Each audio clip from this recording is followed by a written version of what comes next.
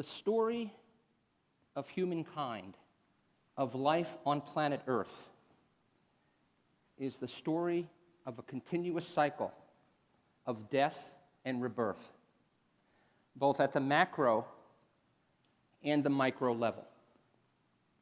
Nowhere was there a more profound shift from the period in the Middle Ages, commonly referred to as the Dark Ages, at a point in time where the planet was laid to waste by famine, epidemic, and great despair. But as we've seen countless times through history, the light always emerges from the darkness. And in the period that we now refer to as the Renaissance, the rebirth, the great Renaissance men of that era, Michelangelo, Leonardo da Vinci, brought a level of creativity and innovation that was unprecedented in human history. And it has had a profound effect on the way that we live our lives today. But creativity, without the funds to support it, just as today, does not happen. So patronage was largely the result of a singular, very powerful family, the Medicis, who actually had the power to determine which pope would sit on the throne at St. Peter's in Rome. And two Medicis in particular, Lorenzo Medici himself, an artist, a painter, a musician, was the funding behind both Michelangelo and Leonardo da Vinci, and of course we're familiar with some of the great works that resulted with the patronage of Lorenzo. Another Medici, Marie Medici, was an important patron for the great artist Rubens in the legendary Marie Medici cycle that graces the walls of many of the great art museums across Europe. And we have seen countless examples over the years of death and rebirth. But one that I think is very interesting as well is the Dark Ages that were the post-Watergate, post-Vietnam era 1970s and early 80s, a time of great malaise due to stagflation, high unemployment, an energy crisis where we would sit in lines to wait for gasoline for hours on end to get a ration, okay? There are some phenomenal parallels between the creative class, the artist, and the technology entrepreneur, the scientist. We both walk along parallel paths. We are looking to create things of beauty. The great late Steve Jobs is every bit the Renaissance man that Michelangelo or Da Vinci was. So in the Florence, Italy of our times, in Silicon Valley, a new Renaissance was born, a Renaissance that invented the personal computer. And for those of you who are not familiar with this photograph, it is from the notoriously famous Apple 1984 television commercial that was broadcast once and only once on the 1984 Super Bowl. And it's the most talked about and blogged about and dissected ad in its time. And it was very prophetic, certainly a prophetic around the Arab Spring that we've just witnessed, and the power of the masses to rise up. But just as it was in the days of the Medicis, it's a cliche to say that if you can dream it, you can do it, because without capital, no, you can't do it. And here in Montreal, we know that there's been a significant brain drain to Silicon Valley. There are 30,000 Canadians in Silicon Valley today. Many of them are there because the capital they needed to manifest their idea in the market did not happen. And so you had to also genuflect to the current day Medicis in the 80s. Those Medicis were people like the Rockefeller Foundation fund called Venrock. These were men of privilege, and if you were fortunate enough to ingratiate yourself with these men of privilege, you could in fact fund your venture and you could do something powerful in this world, okay? But then something happened not that long ago. We faced Armageddon, the almost complete meltdown of our financial system. And our current day Medicis blinked. they hesitated, and the wheels of innovation came grinding to a halt. And thank goodness for the resilience of the human spirit. Because what we saw happen, and Facebook is a very important part of what's happened, and we all know their IPO is happening just in another week or so. The demand for Facebook's private equity created a secondary market that has been dreamed about for as long as I've been a high-tech entrepreneur, for the last 25 years. But the secondary markets allowed liquidity to flow back into the hands of countless thousands of entrepreneurs who have become angel investors themselves and are now funding the next wave of great innovation that is not just sweeping North America, it is sweeping the globe. And it is being pooled in mentor capital organizations in a very intelligent way with a tremendous amount of value add to bring companies from the four corners of the earth to the fore. Okay? Great example in New Brunswick, just across the strait is a number of companies are benefiting from the same phenomena. Jerry Pond, a legendary angel investor in that community, has funded a number of companies, most recently Radian 6, purchased for $500 million by Salesforce.com, Q1 Labs, purchased by IBM for well over $1 billion. And we've created a whole new community of angel investors in New Brunswick, and a whole new wave of innovation is happening. But what I'm most interested in is not technology as an end, but as a means. And Steve Jobs and the iPhone generation and what Facebook and social media have done is they have captivated the masses, and they've allowed a whole new wave of entrepreneurs to see that they can use technology as an enabler to address social causes and to fund the arts. And this is a phenomena that is universal in scope. Every race, creed, color, nationality, every corner of the earth is now engaged. And the citizen entrepreneur is no longer a cliche. What I love is, as I work with, as a professor and as a mentor, in many of these mentor capital programs, the extraordinary idealism of today's millennial generation. It reminds me of what we saw in the 1960s. It really hasn't been that way for the last 50 years.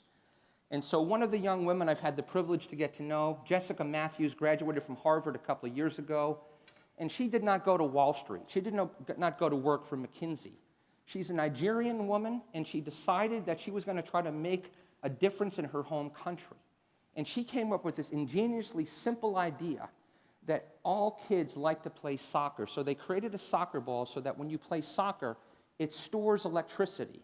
So no longer do you have to heat or light your home with a highly carcinogenic kerosene lamp, which is the equivalent of smoking 2 packs of cigarettes a day.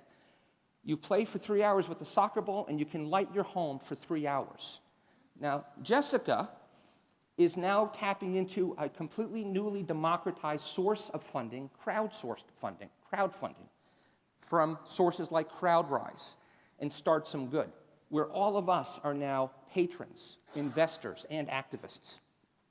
Many of you know the X Prize Foundation. It was really a pivotal moment in world history because we used large financial incentives to drive radical breakthroughs for the common good of mankind.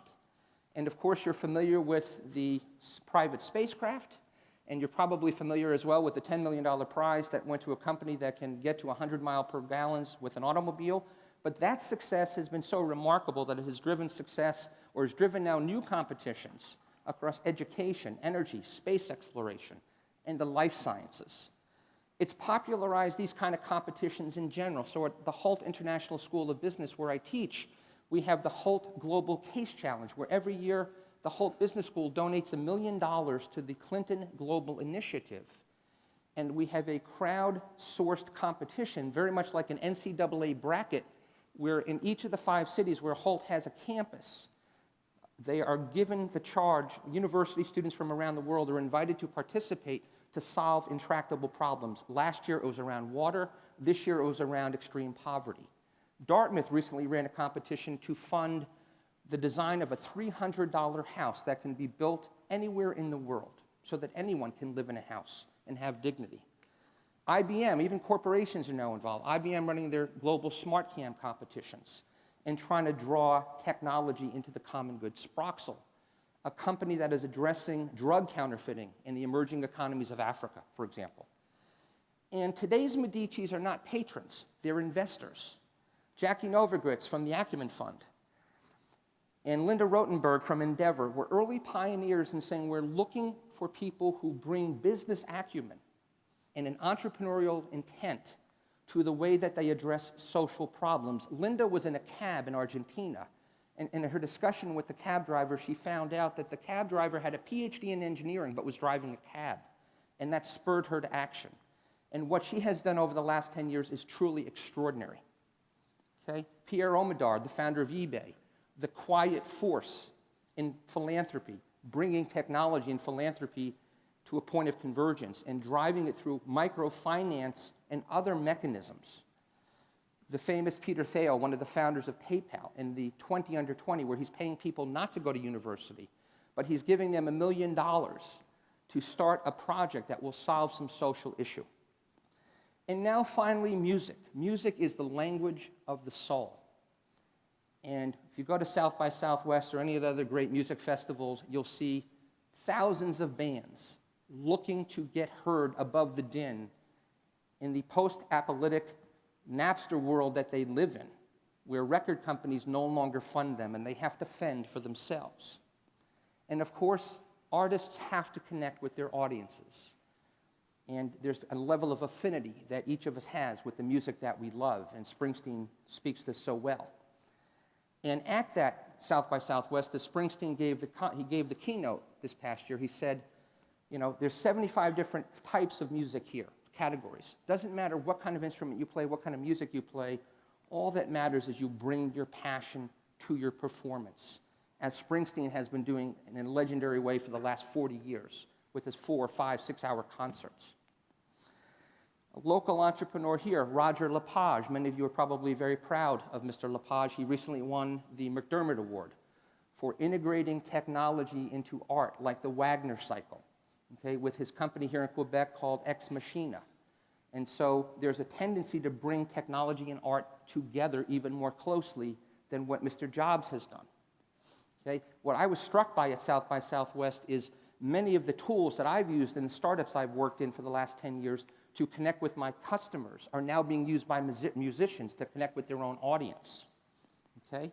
And we can take great inspiration from a rare Renaissance-era artist, Albert Dürer, who in fact did not go the way of many people, did not try to ingratiate himself with the Medicis or those other sponsors. He used technology to create replicas of his art, and he sold them at scale. So he was a great inspiration for our current artists, because today artists have to think of themselves as entrepreneurs. There's a great program being co-sponsored by the Juilliard School and Carnegie Hall in conjunction with the New York University Stern School of Business, where they're bringing fellows from these two programs together with MBAs and providing marketing and other types of business support to allow these artists to be more self-sufficient. Okay? Many of you probably have seen the remarkable video series on YouTube, Playing for Small Change. The person that produced them and turned that into a record and a world music tour, I saw him recently in New York, and he said, the best music that I hear all day is what I hear in the subway on the way to the studio. How many people agree with that statement? So we want to give voice to these important artists, because art is what makes us human. Art is what brings light into the world. And all of these new crowdfunding types of approaches, Kickstarter, this year alone, will provide $150 million in funding to thousands of different artists across many, many different types of projects. And that's more than the entire budget of the United States National Endowment for the Arts. So if you could dream it, you could do it, was not true until today. But we are all now citizen, investor, advocate, activists.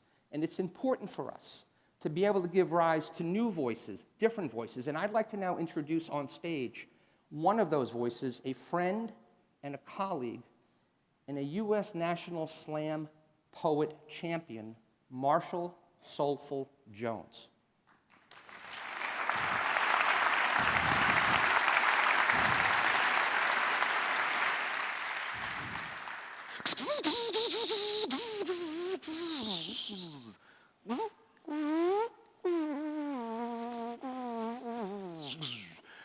Introducing the new Apple I Person Complete with multi-touch. Doesn't it feel good to touch? Doesn't it feel good to touch? Compatible with your iPod and your iPad. Doesn't it feel good to touch? Doesn't it feel good to touch? No friends? There's an app for that. No life? There's an app for that. You're a complete loser. There's an app for that. Doesn't it feel good to touch? Doesn't it feel good to touch? Doesn't it feel good to touch? My world has become so digital, I have forgotten what that feels like. It was difficult to connect when friends formed cliques. Now it's even more difficult to connect now that cliques form friends.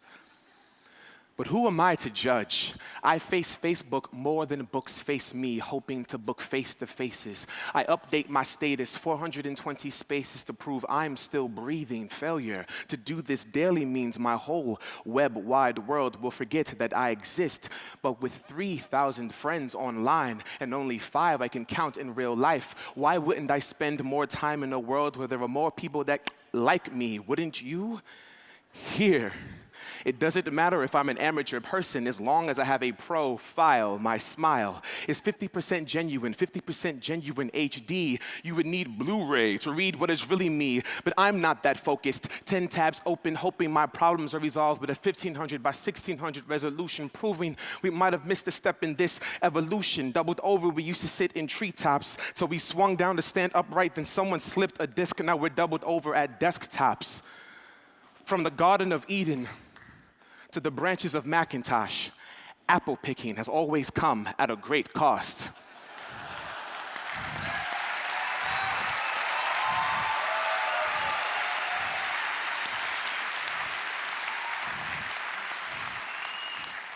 iPod, iMac, iPhone, iChat, I can do all of these things without making eye contact. We used to sprint to pick and store Blackberries. Now we run to the Sprint store and pick Blackberries. It's scary. I can't hear the sound of Mother Nature speaking over all this tweeting, and our ability to feel along with it is fleeting. You would think headphone jacks inject in the flesh the way we connect to disconnect power on until we are powerless. We might be love-drugged like e-pills, so we e-trade, email, emotion like e-commerce, because now money can buy love for $9.95 a month. Click to proceed to checkout. Click to X out where our hearts once were. Click, I've uploaded this hug.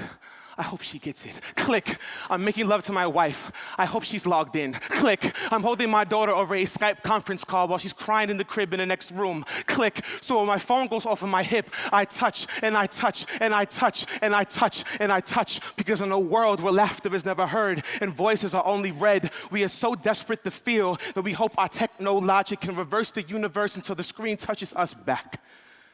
And maybe one day it will, when our technology is advanced enough to make us human again.